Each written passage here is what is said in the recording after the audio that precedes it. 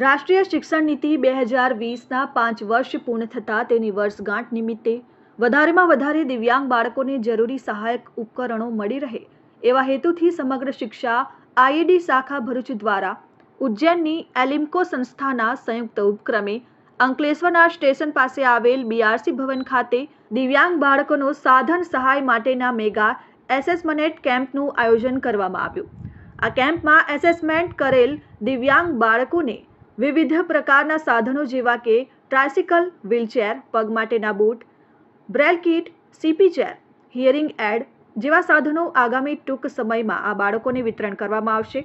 આ કેમ્પમાં અંકલેશ્વર હાંસોટ તાલુકાના હાથ પગની ખામી, સાંભળવાની ખામી, અંધ બાળકો, મંદ બુદ્ધિ ધરાવતા 200થી વધુ બાળકો અને તેના વાલીઓ હાજર રહ્યા હતા અને એલિમ્કો સંસ્થાના તજજ્ઞ ડોક્ટરની ટીમ દ્વારા દિવ્યાંગ બાળકોની ચકાસણી કરાઈ હતી. આ કેમ્પમાં ભરૂચ જિલ્લાના આઈઈડી શાખાના જિલ્લા કોઓર્ડિનેટર ચૈતાલીબેન પટેલ, અંકલેશ્વરના બીઆરસી શિક્ષક વિજયભાઈ ઉદેલ તેમજ જિલ્લા આઈઈડી શાખાનો સ્ટાફ અને બીઆરસી ભવનના કર્મચારીઓ હાજર રહ્યા. નમસ્કાર. આજ રોજ બીઆરસી ભવન અંકલેશ્વર ખાતે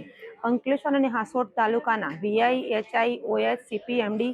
અલગ અલગ સેરેબલ પાલ્સી જેવી દિવ્યાંગ ધરાવતા બાળકો માટેના